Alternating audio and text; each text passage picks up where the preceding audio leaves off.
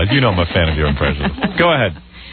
Howard, you know we're always having this debate as to whether homosexuality is biological or psychological. Right. Well, I have another little piece of information here. This comes from Science News. Oh, Science News. I'm a reader of that. I enjoy that. In male sheep. Yeah. Yeah. A lack of docking sites in the brain for specific chemical messengers leads to homosexual tendencies. No. You told me there was no homosexuality in the animal kingdom. Bend over. Ouch. No, there is no. I've never seen it. This finding strengthens the idea that biological factors underlie behavior. Let me tell you what happens with sheep. You saw. We showed you a porno movie yesterday, Robin. Yep. You know, for it, that he ran up against her leg. He was busy with her leg. Yeah. He got busy with her leg. Did you notice that? I sort of saw that. Yeah. In the animal kingdom, when you put a bunch of sheep together, they willy-nilly jump on each other's backs and rub up against each other. But they basically go after the female.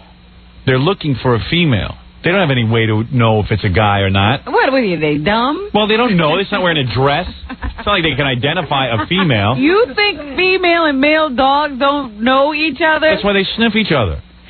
They have to figure out what they are. Well, that's how they do it. But then when you sniff and you see it's a guy, you don't have to... No, but if they rub up against each other's legs in a playful way, but the point is they are not gay. Listen, let me tell you something.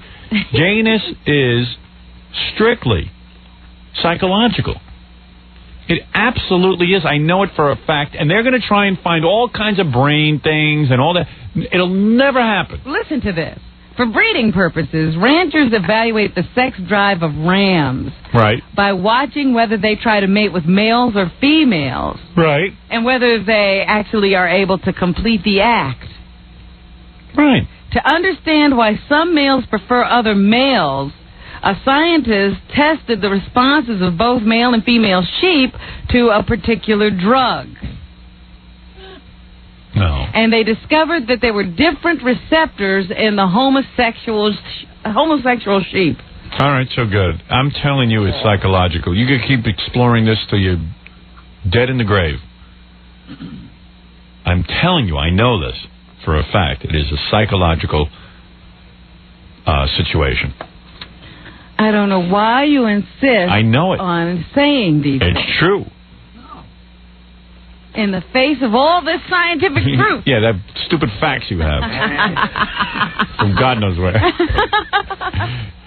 No proof. Go ahead, Robin. If that was the case, they'd cure homosexuality tomorrow. This is not a disease. It's something that can be cured, but but through psychological counseling it can be cured. Oh, boy. Go ahead, Robin. You know, there's nothing that says a man who prefers men can't get aroused for a woman and live a life of a sham. I'm not suggesting that. I think a guy, if he's attracted to men, should live with men. Sheep. But I'm just telling you that if there's a guy out there that's unhappy that he's a homosexual, he can be cured. Well, how are you going to be happy in this society? Exactly. I don't know. Homos are made, not born. Oh. It's true.